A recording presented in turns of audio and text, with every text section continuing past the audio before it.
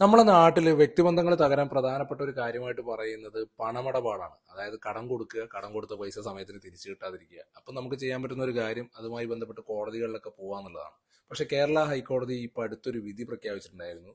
നിങ്ങൾ 20,000 രൂപക്ക് മുകളിൽ പണം കടം കൊടുക്കുകയോ നിക്ഷേപ സംബന്ധമായിട്ട് കൊടുക്കുകയോ ഒക്കെ ചെയ്തു കഴിഞ്ഞാൽ അത് ബാങ്ക് ത്രൂ ആയിരിക്കണം. അഥവാ അങ്ങനെ അല്ലാത്ത കേസുകൾ വന്നാൽ നിങ്ങൾക്ക് കോടതിയിൽ പോയി കഴിഞ്ഞാൽ കോടതിയിൽ നിന്ന് നിയമപരിരക്ഷ കിട്ടില്ല. അപ്പോൾ ഒരു 9 ലക്ഷം രൂപ പണം ക്യാഷ് ആയിട്ട് കടം കൊടുത്തതിന്റെ ഭാഗമായിട്ടും ഒരാൾ തിരിച്ചു കൊടുക്കാത്തതിന്റെ പേരിൽ ഒരാൾ കേസ് കൊടുത്ത സമയത്ത് ആ കേസിന് പ്രതികൂലമായിട്ടാണ് ആക്ച്വലി വിധി വന്നത്. അതായത് പണം കടം കൊടുത്തത് ക്യാഷ് ആയതുകൊണ്ട് നിങ്ങൾക്ക് നിയമപരിരക്ഷ ലഭിക്കില്ല എന്നുള്ള രീതിയിലാണ് പറഞ്ഞിരിക്കുന്നത്. അതുകൊണ്ട് തന്നെ കച്ചവട ഇടപാടുമായി ബന്ധപ്പെട്ടിട്ടോ മറ്റോ നിങ്ങൾ ആർക്കെങ്കിലും പണം കൊടുക്കുന്നുണ്ടെങ്കിൽ, കടമായിട്ട് കൊടുക്കുന്നുണ്ടെങ്കിൽ, നാളെ എന്തെങ്കിലും തരത്തിൽ അത് തിരിച്ച് കിട്ടിയിട്ടില്ലെങ്കിൽ കോടതിയിലോ അല്ലെങ്കിൽ മറ്റുള്ള സ്ഥലത്തുനിന്നോ നിയമസഹായം കിട്ടണമെന്നുണ്ടെങ്കിൽ അത് നിങ്ങൾ കൊടുക്കുന്നതും വാങ്ങുന്നതും ബാങ്ക് ത്രൂ ആയിരിക്കണം എന്നാണ് ഈ പറഞ്ഞതിന്റെ അർത്ഥം.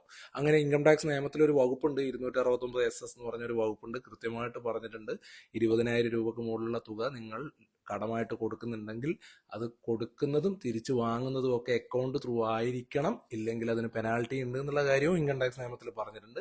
അപ്പോൾ കള്ളപ്പണ ഇടപാടുകൾ തടയുക എന്നുള്ള ഉദ്ദേശത്തോടു കൂടിയൊക്കെയാണ് ഇങ്ങനെ ഒരു സംഭവം വന്നിട്ടുള്ളത്. അപ്പോൾ കടം കൊടുക്കുന്നവരും വാങ്ങുന്നവരും ഒന്ന് സൂക്ഷിച്ചാൽ നല്ലതായിരിക്കും. വീഡിയോ ഇഷ്ടപ്പെട്ടെങ്കിൽ ഷെയർ ചെയ്തോളൂ.